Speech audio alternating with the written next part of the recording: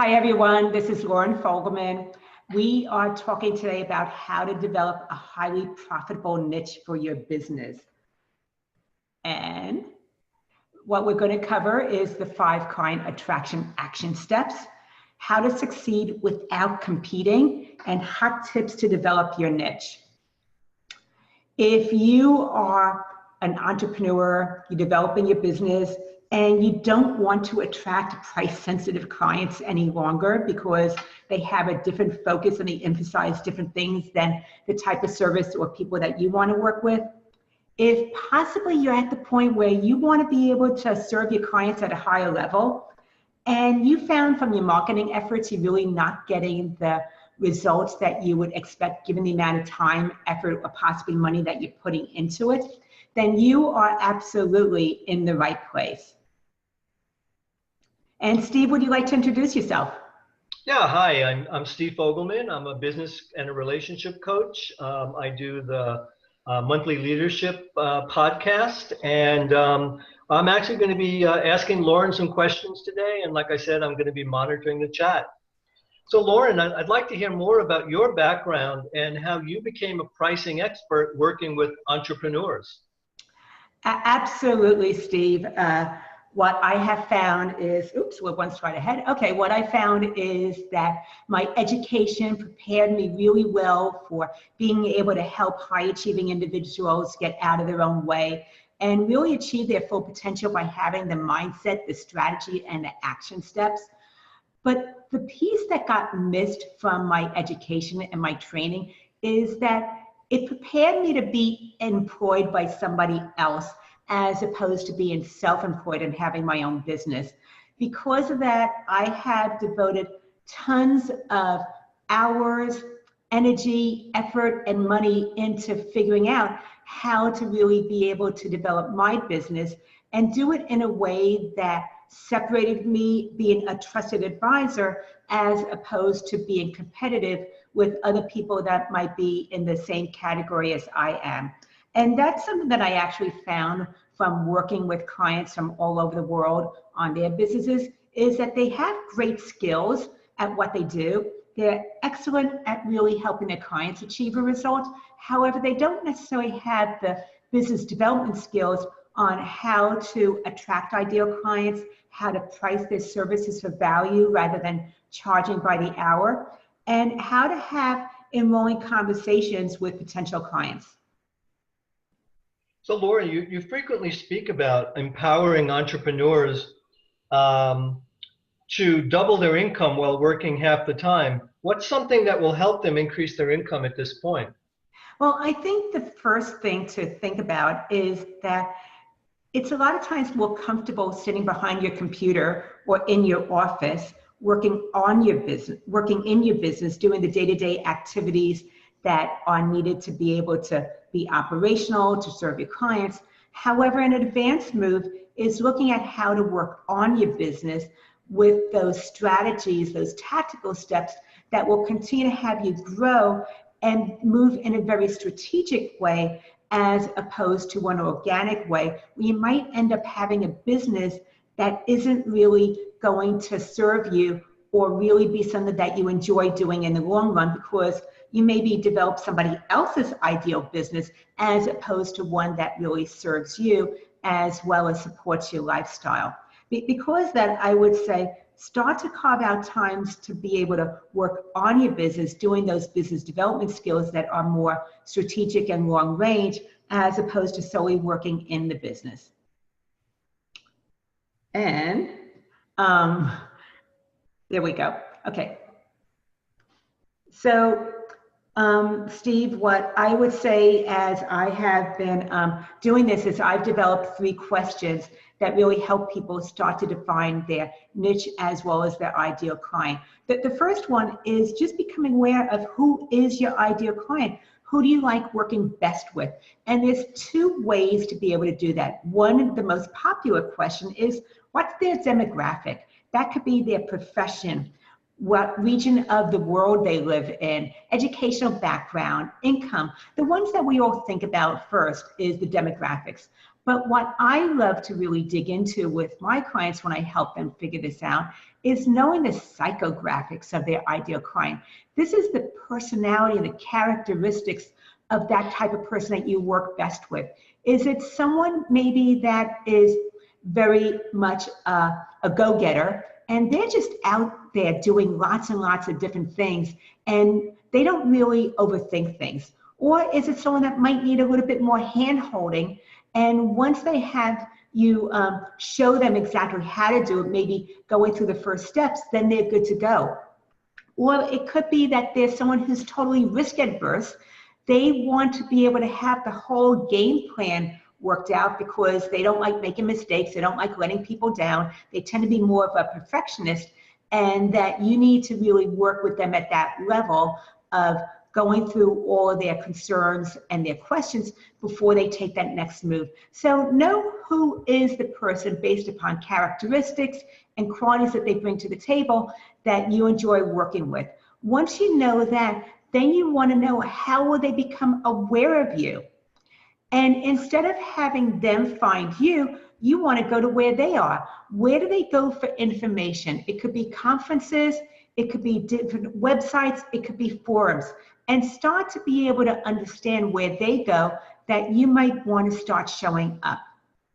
Once you do that research and you have that information, what one or two things are you willing to commit to consistently in order to be able to have that particular ideal client know that you exist? It might be that you're willing to commit to one particular in-person event or a conference, or maybe some type of online strategy that you want to do consistently over time, similar to compounding interest. Compounding interest, where your money grows upon itself organically, is the fastest way to wealth.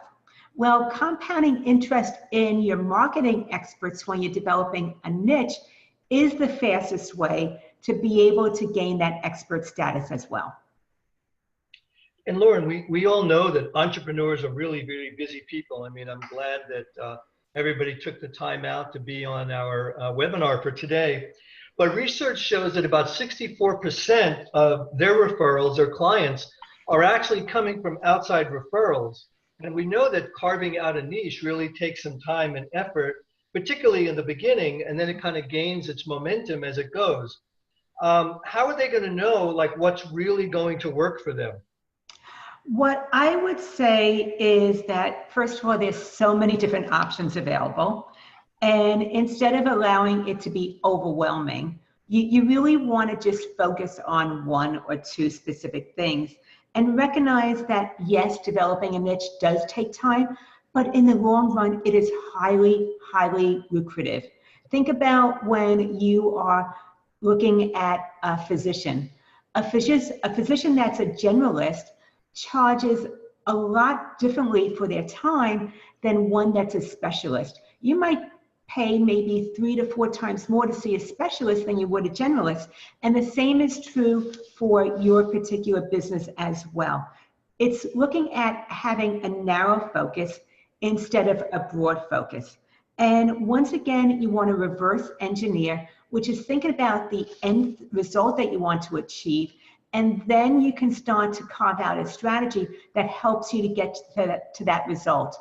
I have put together 5 effective marketing strategies that I've been able to develop over time. And if you haven't done any of these, you don't want to do all 5. You want to just start with one. And then once you have that one in play, then maybe start to add in another one. But the very first thing is developing content. How can you actually start to answer questions, put information out there in order to have people recognize that you can help them solve their problems? You have the know-how to do that. By developing content, it might be you posting a regular blog on your website. It could be you may be writing articles that are posted on an industry-specific website that your clients go to, because those websites have possibly tens of thousands, if not hundreds of thousands of people visiting them. And by posting content on that outside industry-specific website, it gives you that immediately expertise and credibility. If you're not a writer, or that feels like it's very, very difficult for you, then what about video? Could you be doing short videos that answer specific questions or give tips, whether they're videos that you once again post on your blog, you could post them on YouTube, or you could be doing live videos on the different platforms such as YouTube, Facebook, and LinkedIn. So those are ways to be able to develop content. And then social media. Social media is overwhelming, especially when you first are figuring it out. It can be very, very confusing. I want you to think about simply devoting 10 to 15 minutes a day. Once again, it's about doing a little bit every day, continues to build upon itself over time, as opposed to doing a lot of it and then not doing any of it for a long stretch of time. So carve out 10 to 15 minutes every single day. Be able to figure out which platforms do your clients or ideal clients particularly tend to favor. Do they go to LinkedIn, Twitter, Facebook, Instagram, or Pinterest, or is it possibly that they're having conversations on an industry-specific forum? Any one of those are great ways to be able to start to use social media. And then once you figure out which one or two platforms you want to put your energy and efforts into, you can do a variety of different things. You could do live videos. You could go ahead into different groups where your ideal client hangs out and start to answer questions that is specific to the problem that you solve. You can post content. It could be maybe you're posting your own content, or that you found some content that somebody else wrote that would be of interest to your ideal clients. So those are some different ways that you can actually use social media and to be able to mix it up and do a variety of different things. The third thing is to speak at industry conferences. Just this week on Monday, Steve, you and I were at a conference for accounting professionals where I was speaking there on how to win new clients by having effective consultations with them. And look at who your ideal client is. It wasn't one where it talked about business coaching where I was going to learn. It was more that it was for a particular audience that I work well with, which is accounting professionals. So go ahead and research, where do they go for information where you can speak? It could be a conference. It could be a podcast that is hosted by somebody else where you can be a guest speaker, but it tends to attract your ideal client. Maybe it could be going to a networking event where you simply have to give your 30-second elevator pitch. So those are different ways that you can use speaking, but by speaking, especially when you're speaking from the stage, you get instant credibility because they're coming to you and you're the person in front of the room. The fourth thing is to look at resources. Resources is where you can develop specific content that answers a particular problem that your ideal client has. This could be in the form of an ebook, possibly a checklist, which is very easy to create as well as for your ideal client to consume. It could be a mini training that is video related as opposed to writing something out. So how can you develop those resources? And when you develop one resource, you host it on your website, and when someone wants that resource, they give you their name and email address in exchange for getting that content or that resource that you created. And the fifth one is your message. When you go to these networking events, whether they're in person or virtual, people are going to want to know what you do and what problem you solve.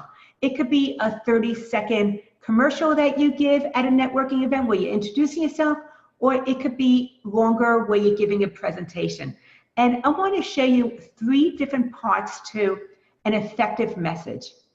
This works whether you only have 30 seconds or whether you have maybe 8 to 10 minutes to do a presentation. I want the first part to be on what is the problem that your ideal client struggles with. And then the second part is what is the impact of having that problem.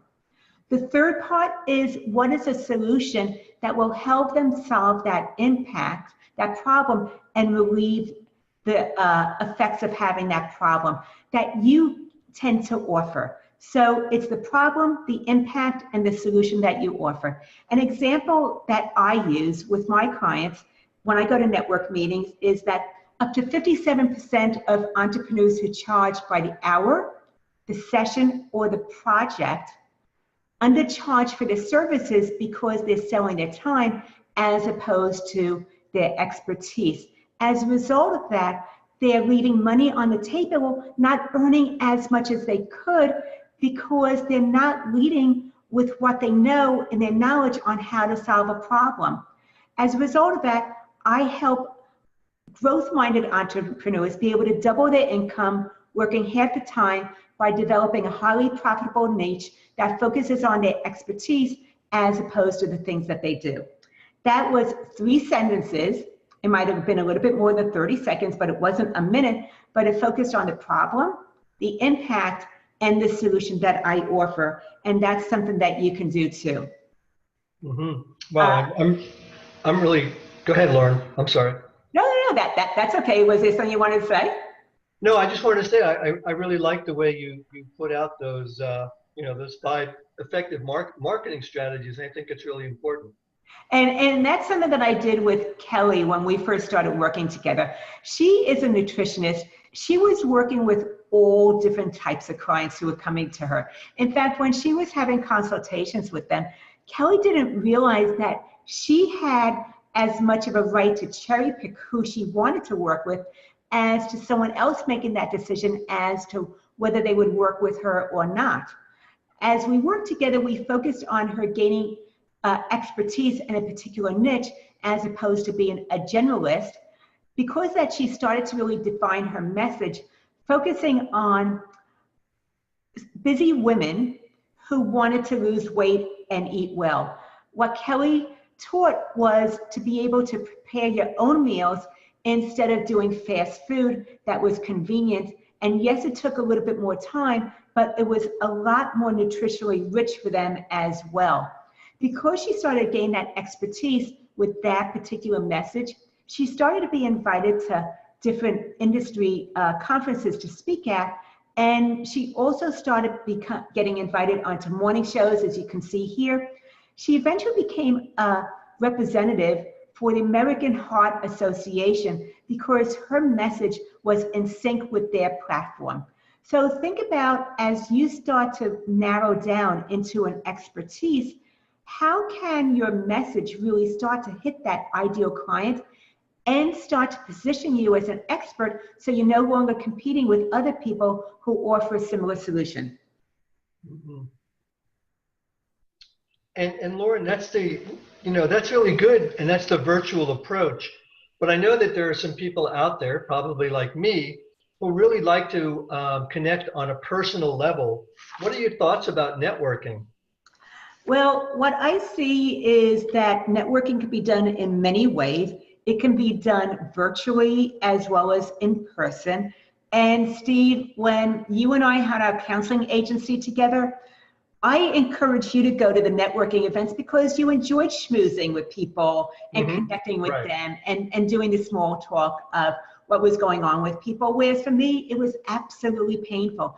I hid in our office for 12 years, just wanted to see clients, letting you be the face of the business because I didn't enjoy the small talk. When I started to make that shift into the business coaching, I knew that networking was going to be really important. And I had to figure out how to do it in a way that worked better for me, being more of an introvert than an extrovert.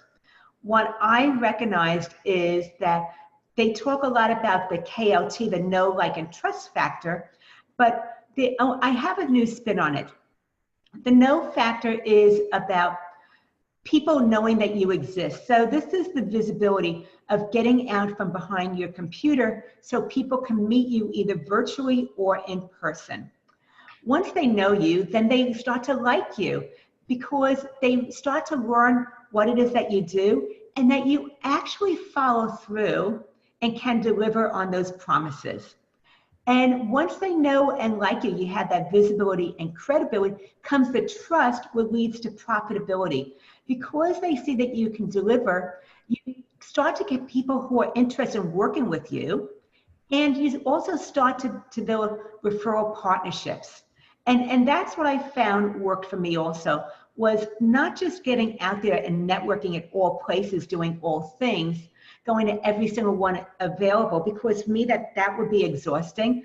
I had to figure out how to do it for me in a way that didn't really drain my energy. Because as you know, Steve, there's been times that I've been to very large conferences where there might be 5,000 people. I walk into the showroom, it is overwhelming, and I will just turn around and walk right back out because it's uncomfortable for me.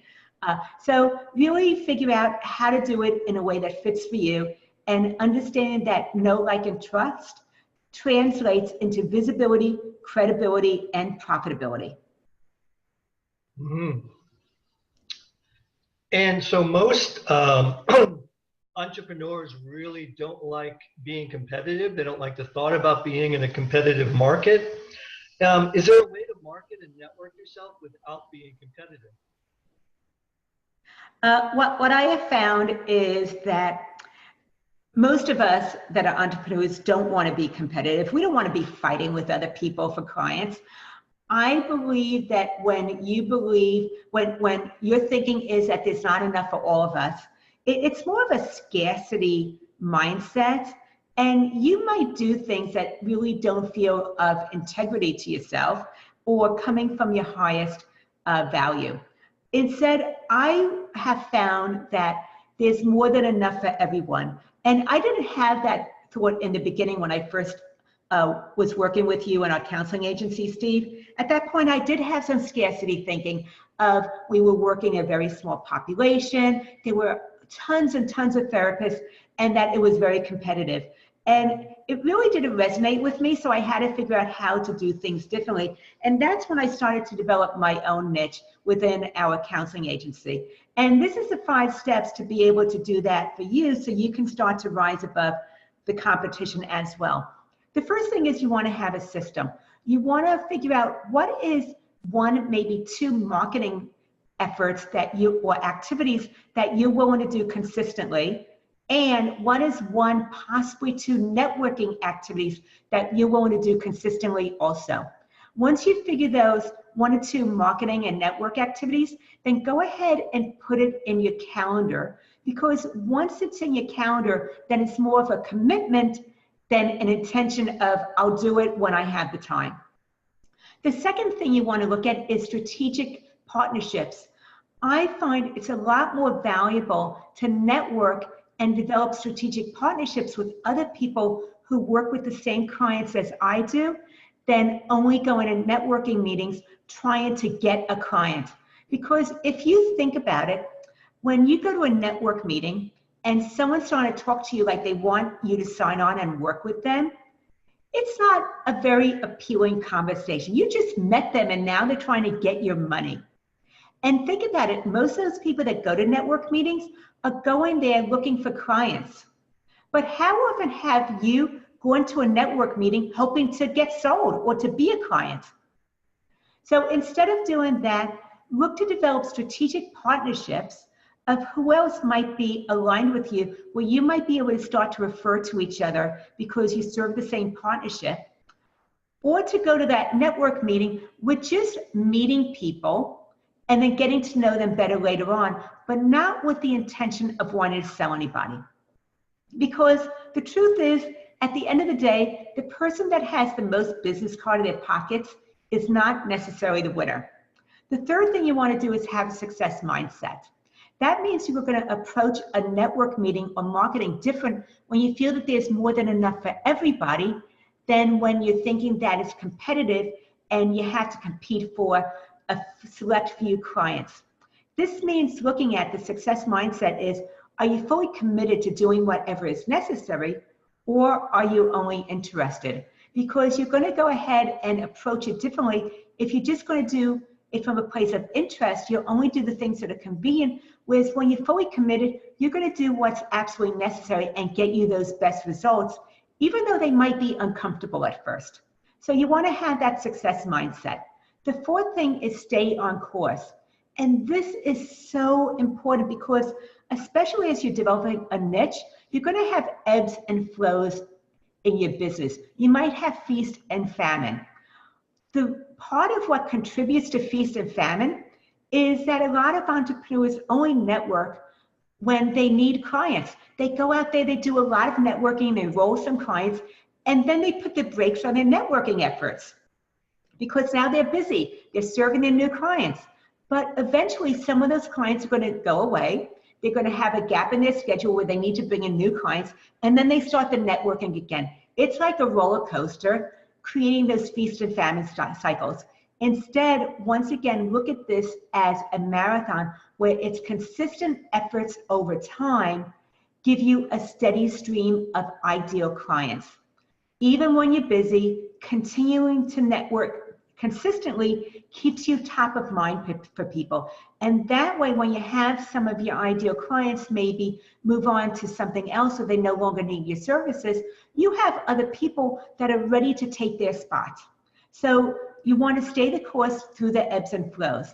And the fifth step is starting now, because you can research and figure out your plan and want to perfect it before you get out there. But you're not going to get the best results until you're actually doing it, until you take that action step of getting out there and testing your message and learning who your referral partners are and building relationships. So once again, get to the point where you stop planning for it and thinking about it, and you're now in the action stage of doing it. And when I first started working with Ingrid, she had just opened up her office. She went from a home-based business into having an office. She was once again doing bookkeeping for lots and lots of different clients, a variety of businesses. When we first started talking, she wanted to really make an impact for her clients, being able to help them grow. And she wasn't sure about exactly how to do that. That's when we talked about her developing a specialty and really focusing on an ideal client, because if she can work with those best clients, then she was going to rise up faster and take those people up the ladder with her, which would have this wave effect of them being able to take their clients up the ladder with them too. Ingrid decided to specialize in the travel adventure tourism industry. Part of that is because she just loves traveling herself. But as she started to develop that niche, she was able to actually increase her prices, because now she went from being a generalist to a specialist. She started going to their industry conferences, getting invited to speak from in front of the stage. And because of that, she was able to cut away 30% of her clients and double her income. So she was working more effectively and efficiently. And as a result of that, she also was able to be more profitable in her business. That's really amazing. I mean, and one of the things you were talking about, and I like to use the phrase, take imperfect action, is like if you wait and wait and wait until it's absolutely perfect, you're not going to do anything. So it's really important to take imperfect action. And with the 5 things that you developed there, that you presented, Lauren, how would someone know what to do first? What's the first step for them at this point? I think the very first step is absolutely knowing who your ideal client is. It was the thing that we talked about at the beginning of this webinar, is deciding who it is that you like to work best, knowing the demographics of their profession. It might be geographical, as well as they might be regional, or they might be virtual. It doesn't really matter where they live or where you're located. Also, to go beyond that into the psychographics of what are the qualities and the characteristics of the people that you work with best. Are they people that are fast action takers, or are they people who are a little bit more risk adverse, that want to have it all planned out first and need a little bit of accountability and nudge from you to move forward? Or possibly that they need some hand-holding of you showing them exactly how to do it, and then they can go ahead and get started on their own. So figure out not just the demographics, but the psychographics of your ideal client, and that is absolutely the first thing that you want to be doing. And when I first started working with Justin, Justin is an accounting professional. He does taxes for people. He was once again working with a broad range of doing taxes for businesses as well as personal taxes. we started to talk about the benefit of him developing his niche. And at that time, Oregon was starting to become legal with the cannabis industry. Because it was a little bit edgy, it was totally aligned with Justin's personality, and he decided to focus on the cannabis industry. Because of that, he really dove into taking some courses specific to doing taxes for the cannabis industry, because they have some restrictions that other businesses don't have because it's recognized in certain states, but it's not federally recognized. It's still kind of a rogue business, which was so aligned with Justin. And because he now knew his niche and he had gained some expertise in that area, he started going to their conferences. He would either sponsor a conference, he would get a table where he could meet the attendees, and he would also at times be invited in to speak about how to be able to effectively do your taxes when you're in a business that's not acknowledged by the federal government and is strictly a cash-only business. So as a result of that, Justin would come home with more leads and connections with referral partners than what he knew what to do with. And as a result of that, he grew his business very, very quickly. But because he had this very specific specialty, over the course of a year of us working together, Justin actually ended up not just doubling his rates, he eventually tripled them. And he also started to productize his business, where he developed programs that we worked out together so that he can work with these businesses depending on the level of business that they were at, whether they were just starting up and they didn't have too much cash flow, whether they were in a growth phase, or whether they were very, very highly lucrative and they really needed his advisory services. And that's something that we put together for him as well. So it focused on his expertise as opposed to the traditional billable hour. And Lauren, you know, we touched on the networking issue, and I know that you and I go to a lot of different networking meetings, and then we go to a lot of the same meetings, but yet our experience at those events is very, very different. Is marketing as effective for introverts as it is for extroverts? Absolutely, it's just approaching it differently. And one of the things that Krista has seen is that many of her clients have come from strategic partnerships as well.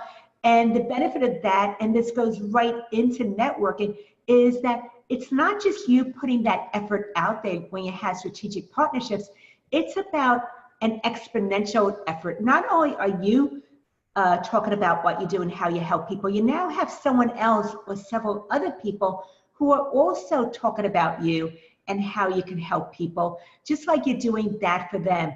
It takes the results, and instead of it being singular, it's now multiplied. When you're an introvert, you're going to go ahead and market, especially at network industries, differently than when you're an extrovert. As we said before, Steve, you can go to the same network meeting as I do and have such a different experience. Mm-hmm. So what I find for you is that the more people that are in a room, the more energy you get from it. You love those really, really large rooms and big conferences. For me, I do better at smaller things.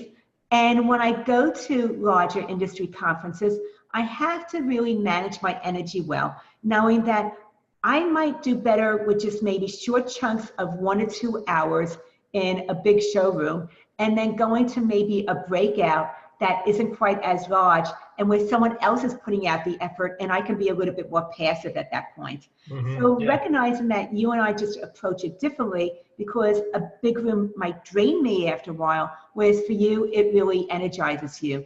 The other thing to look at when you go into these conferences is, once again, not to focus on meeting everybody, but reverse engineer of think about what is it that you want to get out of the conference.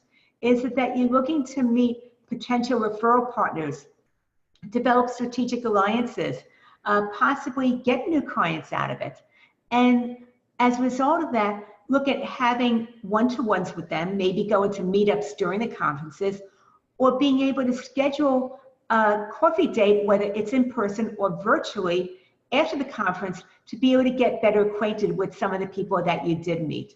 So really look at the fact that whether you're an extrovert or an introvert, they can be done effectively, but you really need to manage your energy and really know what it is that you want to do. And basically, any network meeting, whether it's small or large, is a place to meet a couple people and schedule time afterwards to get better acquainted and develop those relationships. Yeah, and we covered quite a bit today, Lauren. I mean, you really dove into the 5 client attraction steps, success mindset, hot tips to develop your niche. And if anybody here wanted to take it to the next level and they wanted to go further with you, what do you have for our listeners that would like to go deeper with you? First of all, I just wanted to say, because I know we have a little bit of time, does anybody have any questions that have come up that maybe we can talk about and work through? And if you want to put it in the chat, or if you want to unmute yourself and ask that question, would love to help you figure out what might be the next step to help you move forward with developing your business and being able to have that specialty. One of the things that came up where somebody was asking me earlier was, would there be enough people if I created a specialty? And I absolutely believe that it's better to come from an abundance mindset of there's more than enough people, as opposed to there's not enough. And it's really focusing on who is that ideal client that you work best with, what is the specific problems that they have that you are uniquely able to solve, and then looking at where do those people hang out. A lot of times it is really being strategic of finding where they go, and sometimes you have to talk to your ideal client and ask them where they look for information. Krista was saying that this sounds a little pie in the sky. So Krista, I would love to hear a little bit more as to what would give you more clarity, because I think that developing a niche is something that can be highly lucrative, and it just lets you get out of that competitive piece where people get to see what it is that you do differently from everybody else that's in a similar category. And an example is with bookkeeping. You might be a bookkeeper that works with a variety of different clients, but when you're a bookkeeper that works solely with realtors, then realtors have a particular set of problems and they feel comfortable coming with you because you know how to deal with them best. In fact, I was just in a Facebook group talking with a bookkeeper that was working with realtors, and she said that she narrowed down her niche even more into looking at people that are rehabbers and people that flip houses. And that by narrowing that niche even more, it made her business even more preferable to people in that specific industry. Krista was saying she likes the idea of going where they hang out, although you found this easier said than done. You know what, you're absolutely right. It takes a little bit of time. It is a longer term strategy that you might not always know where they hang out in the beginning. And that was true for me also. When I first started focusing on entrepreneurs and looking at entrepreneurs that are charging by the hour, the session, or the project, I really looked at between looking at marketers and creatives versus looking at accounting professionals for a long time as an area that I wanted to specialize in. And it was because I really enjoyed both. And I went to a combination of different industry conferences. I would go to ones for photographers, and I would go to QuickBooks Connect, which is for accounting professionals. And I really kind of straddled both for a while. And then afterwards, I started becoming more aware of the differences and really decided to focus more on the accounting professionals. And by that, I became more aware of the different network meetings they had locally. Also, what are some of the groups that they're in on Facebook, how to be able to connect with them virtually, and also what are the industry conferences that I can attend as a participant or a speaker that I know that they're going to. Katie was saying that she helps women from 30 to 60 get more self-empowered and have more self-determination. Could you give me suggestions where I could find them? What I would do is, if you already have some women that you work with like that, you can actually ask them where they go for information or where they go to be able to get more of that. I would say that there's probably a lot of coaches that work with that type of women also, and they hold probably 2 or 3 day live in-person conferences. That's a great way to be able to really start to connect with your ideal client, is going to those conferences where they're already attending. The other thing to look at is you can go possibly into Facebook and put women self-empowerment, and you're going to get a list of different groups that are already developed for women that have those interests, and you can go ahead and join those groups, and you can ask questions, or when a question comes up that is related to what you do, then you can start to answer those questions also, where they become more aware that you might be someone that could help them. Krista was saying summits are wonderful for niche audiences, and I agree. I have done a variety of virtual summits where I'm coming in as a guest speaker and I'm being interviewed, similar to Steve interviewing me, and it's for a very, very select audience. But you're right, one of the things they do is require you to have a larger audience first, and I agree with you, Krista. So if you're still developing your email list where you have to have a large following, 2 ways to start to do that is you can participate in giveaways, which is very, very similar. You can give a free resource that is exchanged for their name and email address, and that starts to grow your email list. And a lot of times there's a small fee of $97 in order to participate in those giveaways. Some of them are free, it just depends. The other thing that you can start to do is to be a guest expert on a podcast. With podcasts, they don't look for how much your list size is. They just want to know that you're going to partner with them, give great information, and possibly promote your show. So those are ways to be able to start to develop your email list, so eventually you can be on those summits. And I really appreciate those 2 questions because they're really more specific and they get to narrow down this conversation. If you felt that today's conversation resonated with you, you would like to know how to develop your niche or your audience, be able to grow your business by being a trusted advisor instead of competing with other people in your category, then I put aside 4 Grow Your Ideal Business Strategy sessions. It's an opportunity to really have a dedicated conversation about what's going on with your business and how you would like to develop it in a way that's aligned with where your vision is.